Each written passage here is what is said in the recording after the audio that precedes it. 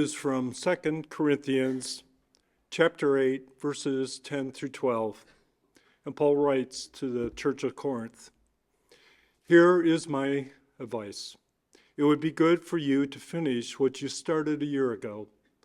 Last year, you were the first who wanted to give, and you were the first to begin doing so.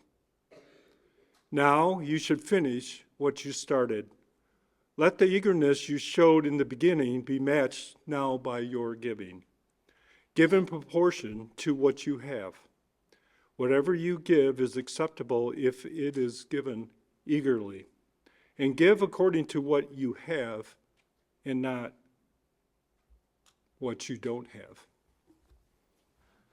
Okay, well, good morning. If you are new here, this morning's a little different. We're taking a break from our normal teaching series to do an update on what we're calling our Be Here series or Be Here campaign.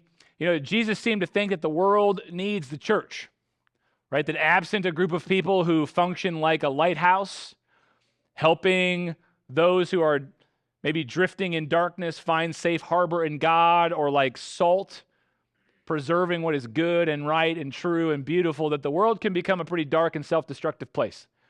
Well, the world needs the church, and particular worlds need particular churches. You know, you and I are living in a world in Western culture where lots of people are choosing to be religiously unaffiliated. They're leaving religion in general and Christianity in particular. And at least one reason for that is I think the common religious narratives for a lot of people are just breaking down. They don't work anymore. And so the world needs the kinds of churches who can help people reimagine what it means, maybe reclaim what it means to be Christian. And I think by God's grace, we've become that kind of church. And so 25 years from now, we want to still be here, laboring on behalf of the world that God loves. But to do that, it's time for us to invest in our infrastructure, right? I think we've planted a pretty compelling culture, and that culture slowly over time has taken root and it's been growing. It's time to put up some trellises, so to speak, that give it some support to sustain it over time.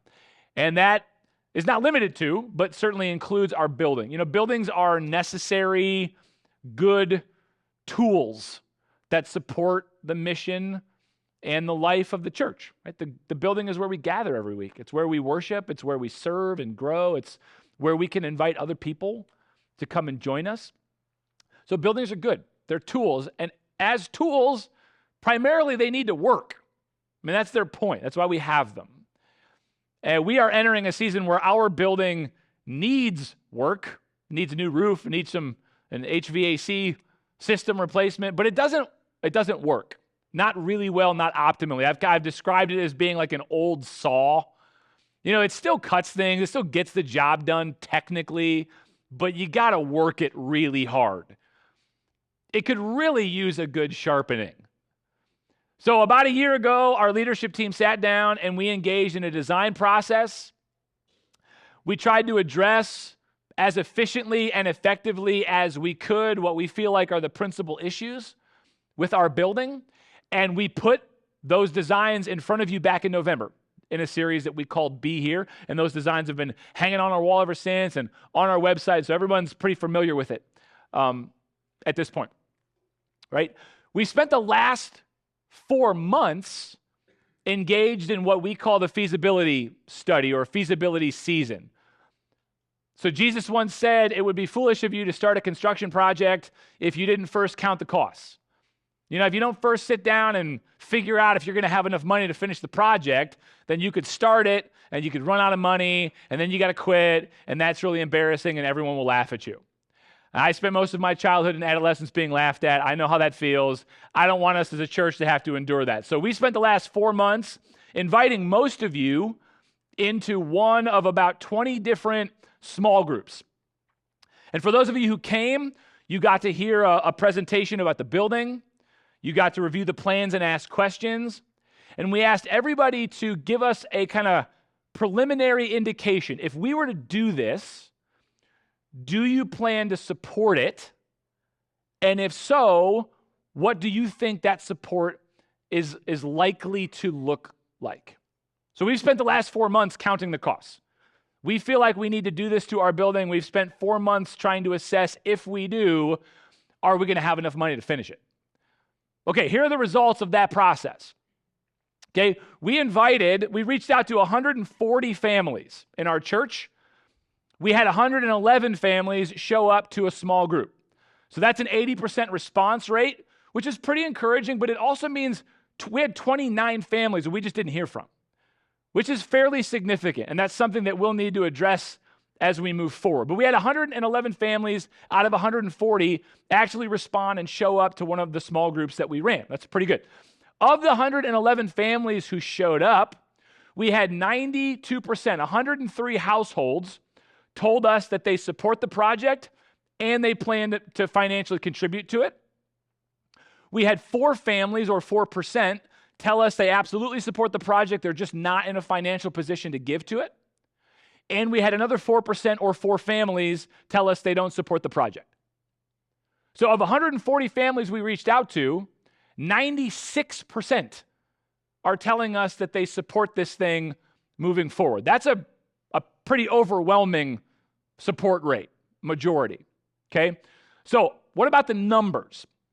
We asked everybody who attended a small group to locate themselves in a giving range. So if someone came and they said, I support the project, I intend to give to it financially, we asked them to locate themselves. Okay, we recognize we're early enough in the process. You're probably not going to be able to tell us like the exact dollar amount. We get that. But could you locate yourself in a range? Are you likely to give 1 to 3,000, 5 to 10,000, $1 million? Like, where do you think that you'll fall, you know? We don't want to pigeonhole anybody. You know, you give them options. Okay, so we took all 111 families, right? 20 different groups, 111 cards, kind of like pre-pledge cards. We took all of that, added up all the data, and here's what it's telling us right now. Of the families who attended a small group and told us that they plan to financially contribute to this thing, we anticipate raising on the low end $1.1 million, on the high end $1.5 million, with a median of $1.3 million. Now the project's estimated to cost $1.8. So what this tells us is, as things stand right now, so keep in mind, this does not account for the 29 families that we just didn't hear from. As things stand right now, we would definitely have a giving gap at the end of this project. Our hope would be to close that gap over time as more families come on board. We are willing to carry a mortgage at the end of this process if that's needed. But this also tells us that as we stand here right now, we've already got 60 to 83% of the funding kind of pre-pledged, pre-promised, which is pretty encouraging. Right? So for all of these reasons, our leadership team is saying we think this project is viable, right? We put a vision in front of you all, and most of you have expressed an eagerness to see it happen. You know, in this text that you heard a minute ago from the Apostle Paul, he's writing to churches in Greece and Macedonia about a financial collection that he spent years trying to take up to support the church in Jerusalem. So these are all churches that these people have never been to Jerusalem. They don't know anybody in Jerusalem. And Paul came to them at one point and said, hey guys, the church in Jerusalem needs some help. I think we should take up a financial offering to help them. And one of the things that he writes in this text is that when he first brought up the idea, everybody responded with an eagerness. Paul put a vision in front of them, and they were excited to contribute. They wanted to give to make that thing happen. We have seen the same thing happen here in the last 4 months. We put this vision in front of you back in November, and over the last 4 months, it has been very clear. 96% support rate, 75% of the dollars already kind of pre-promised. That communicates in a pretty overwhelming way that most of you are very eager to see this thing happen. And I was blown away. I ran a lot of these groups. I was blown away by some of the stories I heard of the kinds of sacrifices that people said they would be willing to make in order to give the kinds of dollars that you would need to give in order to make this thing happen. I mean, people said they would take staycations instead of vacations. We had people say that they would postpone retirement. We had some people say they would absolutely not postpone retirement, but we had some people say they would. We had people say that they would pick up extra shifts. We had people say they would sell stuff like property or like a car, their kids' toys. We had people We had people talk about, they would set aside money every week and just kind of let it accrue over time and then give it. We had one family say if they could write a $2 million check themselves, they would. My wife graciously agreed to buy less granola. Everybody's making sacrifices, right? And it's just kind of overwhelming. All of that says we're eager to do this. And so our leadership team feels like, okay, this thing's got legs, it's viable, we can move forward. And that's really exciting. It's humbling for me, but it's super exciting, it's encouraging, it's a big deal. It's a big deal for the history of our church. So that's kind of the outcome of where we've been the last 4 months. So what now? What do we do now? Well, obviously, an eagerness to give alone is not going to turn a vision into a reality. So the Apostle Paul, he's writing to these churches, he says, when I first brought this up, you guys were so eager to do this. But then he challenges them, and he says, okay, now it's time to match your eagerness with action. Right? Let's finish what we started. You were eager to do this. Now let's turn eagerness into action, and let's get it done. And that really is the message for this morning. We put a vision in front of you. You expressed eagerness to see it happen. Now we need to transition from eagerness into action in order to finish what we've started. So here's what that's going to look like, or could look like. The next phase of this project is what's called pre-construction, right? It's all the fun stuff that you got to do before you're allowed to put shovels in the ground. You got to do architectural drawings and engineering and permitting and, all of that kind of stuff, okay? Our contractor is estimating that that's going to take 6 to 8 months and is going to cost us about $180,000. Now, we would like to be able, based on all of the responses from our feasibility season, we would like to be able to move into that season as soon as possible, and then into construction as soon as possible after that. Because as soon as possible is the best way to keep costs down. In order for us to move forward as soon as possible, I want you to hear this as clearly as I can say it, is going to come down almost exclusively to funding. Cash and cash flow, okay? So I need to ask everyone in this room, okay? I'm going to ask you for 2 things. So these are 2 actions. If you're eager to see this thing happen, to match eagerness with action, 2 actions, okay? The first is to make your first gift to the building project as large as you can, as soon as you can. Make your first gift to the building project as large as you can, as soon as you can. Now, here's why. There are 3 ways, really, to think about paying for a project like this. The first is what I'll call the loan model. The loan model is you take a loan for the entire construction amount up front. So for us, that'd be $1.8 million, and that's going to pay all of your bills. You pay off the loan over time as pledge dollars come in. The problem with that is you start accruing interest on that loan right away. So over the course of construction, you're going to incur quite a bit of additional interest. Our estimate is on a $1.8 million, we would probably take another almost $250,000 just in interest. So that increases the cost of the project pretty substantially. The second option is what I call the delay model. You don't want to take a loan because you don't want to pay interest, and that's smart. So what you're going to do is you're just going to delay the project until you've got all of your pledges in hand.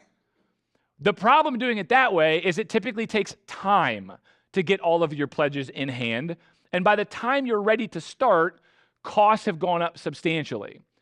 We had our accountant just run some kind of conservative numbers on what if we delayed to get all of the money in. For instance, if we delayed 3 years to start the project, we estimate that would cost us even more than just taking a loan up front.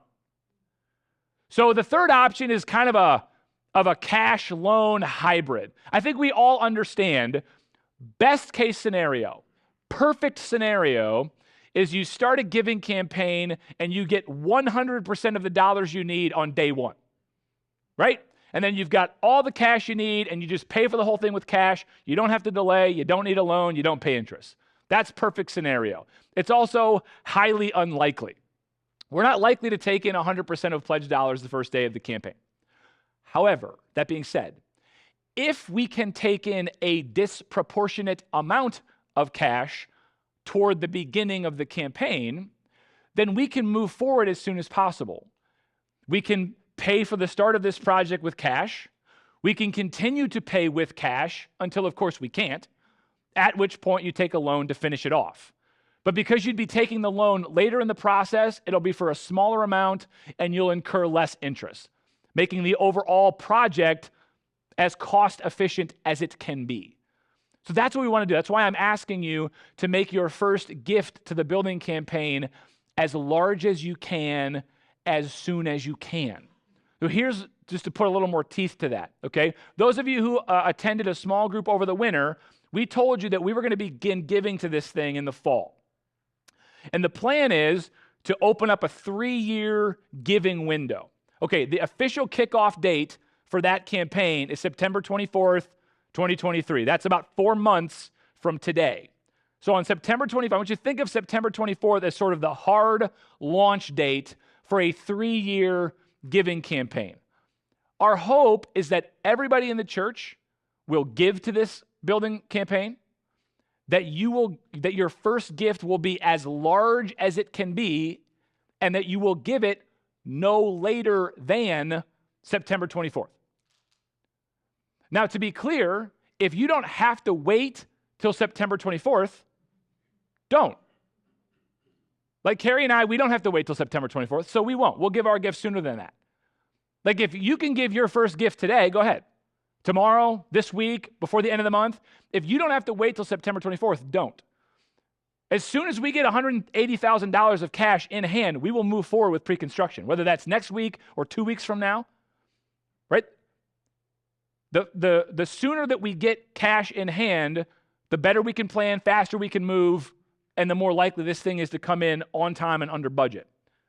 So our hard launch is the 24th of September, but I want you to think of the next 4 months as kind of a soft launch. For those of you who happen to be in a position where you don't have to wait till September, don't. Give your first gift as soon as you can, as large as you can. In addition to that, if you don't need to spread your giving out over 3 years, don't. Most of us will need to do that. To give the kind of dollars that you will need to give to make this thing happen, most of us are going to have to spread that out over time, and that's the plan. We calculated that to totally pay for this project and not have to take a loan of any kind, every household in the church would have to give $13,793.10. That's sort of the magic number. Now, our feasibility season confirmed for us what we already knew, which is not everybody's going to give $13,793.10. There are going to be families in our church that cannot give that much, and there are going to be families in our church that can give far more. That's why when Paul says to the church in Corinth, give in proportion to what you have, not what you don't have, that's really important. He's talking to a diverse room of people, some of whom have a lot, and some of whom who don't have a lot. And what he's saying to them is, don't worry about what other people have. Think about what you have and what it will take for you to give sacrificially relative to what you have to make this happen. And our feasibility season revealed to us, we saw individual household gifts as high as $100,000, pre-pledge, pre-commitments. And we also saw gifts as low as $1,000 to $3,000. Most of the heavy lifting right now in sort of our pre-pledge data is in that $5,000 to $18,000 range. So right now, our giving kind of looks like a bell curve, which is probably a fairly healthy thing. What it means is that thus far, the people we've talked to have taken that to heart. I'm going to think very critically about what I have, and I'm going to give relative to what I have. Right now, we're averaging a little over $11,000 per household. So we're not quite at that $13,793, but we're close.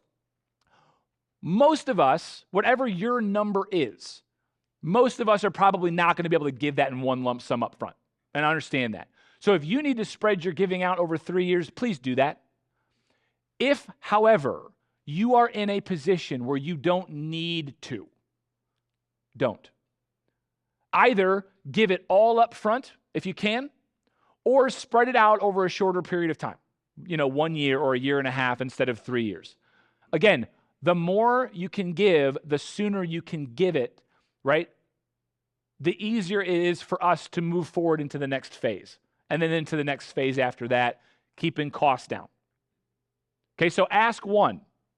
Ask one is to make your first gift as large as you can as soon as you can. Today, tomorrow, next week, hopefully no later than September 24th. And if you happen to be in a unique situation where you don't have to spread your giving out over 3 years, don't.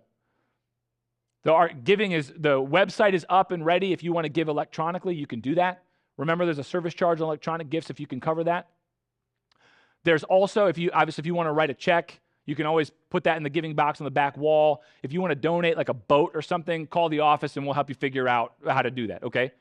But you can do that starting right away. You don't have to wait till September 24th, is what I'm trying to get at. Okay, so that's ask one. That's action step number one. Action step number two, and this is just as important. In order for us to move forward as soon as possible, we need to take in as much information as possible as soon as possible. So a big part of managing this project isn't just guessing or anticipating how much money is going to come in, it's knowing when it is going to come in. Our team needs to know when dollars are coming in so that we know if a loan is going to be necessary, when it's going to be necessary, and for how much. So in addition to giving as much as you can as soon as you can, we need everybody in the church to give us as much information as you can, as soon as you can. Okay? So in your seats somewhere, there's a pledge card sitting around you somewhere. There's a few in every aisle. There's some in the back. It looks like this. There's a print version on the one side that you can fill it out by hand. And if you want to go the digital route, there's a QR code on the front side. It's going to ask you for information like, obviously, your name.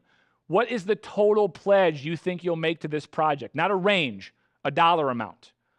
It's asking you when you think you'll make that first gift. I'm going to go home and write a check this afternoon. I'm going to wait till September 24th. Okay? It's going to ask you when. It's going to ask you, what is that dollar amount going to be?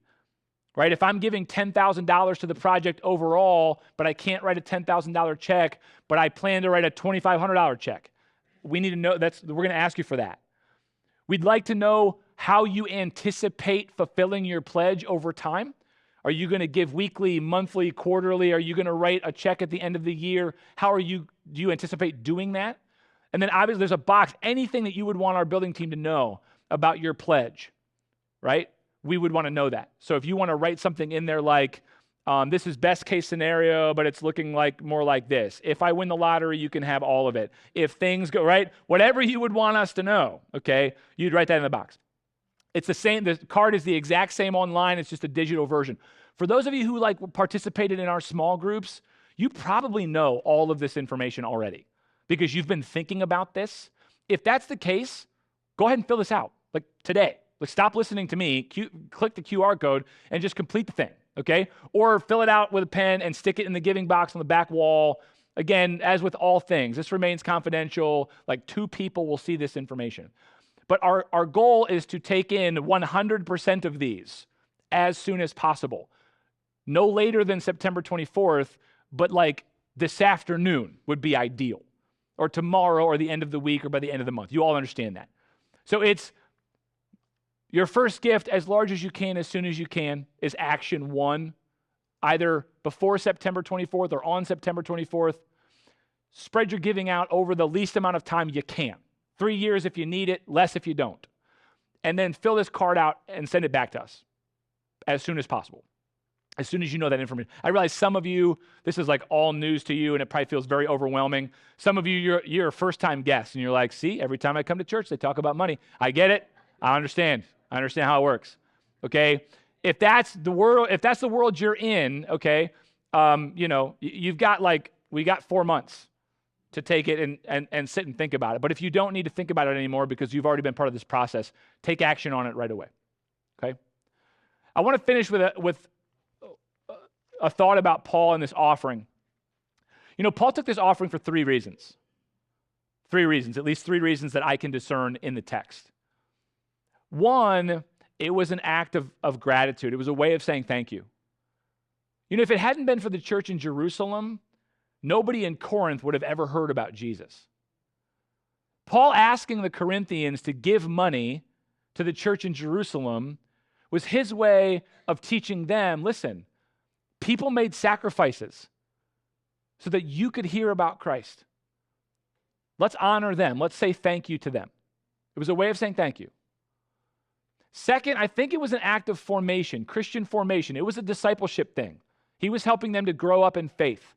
In their world, in the Greek world, if you gave money to something, it was for one reason and one reason only. It was so that you could be publicly recognized. And the amount of money you gave determined the amount of public recognition you received. Paul telling them or asking them to give money to a church they'd never been to help people they did not know and would likely never meet. It was his way of teaching them. Virtue in the Christian world is not about public honor. It's not about being recognized. You're going to give to help this church, and you're never going to be honored for it. And in that way, you're going to learn something about what it means to be a Christian person in this world. It's not about being recognized or honored. And that is something that we have to learn. So it was about gratitude. It was about formation. Third, it was about meeting a tangible need. Paul was saying to them, look, there are people in Jerusalem who need help. They need financial help. And you have what they need, so you can provide it. So it was about gratitude, it was about formation, and it was about meeting a need. Our asking you to support this building project is similarly motivated. The way I look at it, it is an act of gratitude. It is a way of saying thank you and honoring people who made the sacrifices so that you could be here. People you don't know, who you will never meet, did things before you were ever around. So there would be a building here and seats for you to be in. For 25 years, this building has been here as a gift, and there's been a population of people here blessing the world because they made sacrifices. Us making sacrifices today is our way of honoring them and saying thank you. Thank you for making the sacrifices you made so we could be here. Now we're going to make sacrifices so that other people can be here. And that goes to the second thing. It's about recognition and honor. Look, let's be honest. You make the sacrifices that we're talking about making, 25 years from now, most of us will not be here anymore. Some of us won't be on this planet anymore, and others won't be here at this church. But if we make the sacrifices that I'm asking you to make, God willing, other people will. And they won't know you. They won't know anything about you. You won't be around for them to recognize or honor so that you can feel good about yourself. We will not be honored and recognized for doing what we're doing, but we will be shaped. And as Christian people, that is the thing that we should care most about, is how will God work in our lives and through our lives by engaging in this process, not what we'll get out of it. But third, it is about meeting a need. I really do believe that the world needs churches and particular worlds need particular churches. That is a very real need in this world. You giving to make this building project happen to help ensure that this church is still here 25 years from now is absolutely meeting a need in this world. A need for the love and the mercy of God. So when Paul writes to these churches and says, here's the vision, and they express eagerness, and then he says, okay, you're eager. Now let's match eagerness with action. Let's finish what we've started. Let's do this. Let's make it happen. He says, if you'll do that, if you'll give, if you'll make this happen, he says the outcome is going to be the mutual glorification of God. He says the people in Jerusalem are going to glory in God because of the way you've helped them, and you're going to glory in God because of the way God's going to work in your life. And he calls that a gift too wonderful for words. That's what I want. I want to participate in that. I want to experience a gift too wonderful for words. I want to sacrificially give and be part of something, to watch something happen so that God works in my life and in our lives. And there are people someday down the road, 25 years from now, who are sitting right here like you are today, glorifying in God because of sacrifices people made. And all of that results in us going, man, God is a gift too wonderful for words. Okay? Let's match our eagerness with action. Amen? Okay. All right, we're going to finish our service this morning by taking communion together. If you're new here, we take communion with one another every Sunday. This is our sacrament of remembrance. Every week we need to remember, right? That God is a God of love. God is a God who breaks his own body and sheds his own blood for his children and for the world that he so loves. We have to be reminded of that because it's easy to forget. But we also participate in it. Taking the bread that represents his broken body and the juice that represents his shed blood is a way of participating actively in his life in the world, a different kind of life where people think different things and do crazy things, like sacrificially give their money to build churches in a world where people don't care about churches anymore.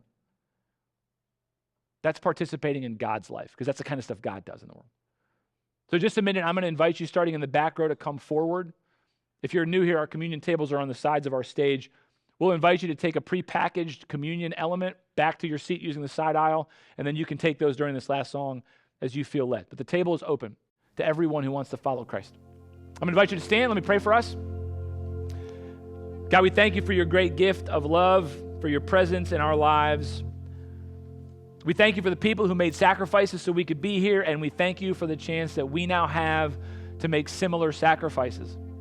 Pray that you move in and through us as we take steps of faith and risk. Pray that 25 years from now, there are people here who are still encountering you, falling in love with you, learning how to follow you faithfully because of the thing that you called us to do that we were faithful enough to do. Work in us and through us. We entrust all of this to you. We rely on you by faith. Thank you for these friends, these brothers and sisters that I get to do life and ministry with. Bless our heart and our intent to do the thing that we feel like you're asking us to do. We love and entrust ourselves to you in Jesus' name. Amen.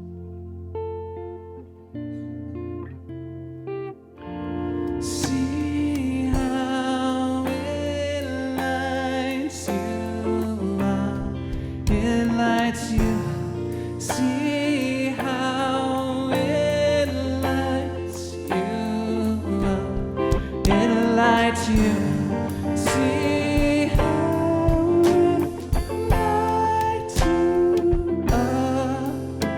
It lights you up. I wanna see the love all around you, all around you. I wanna know that love is all around you. It's all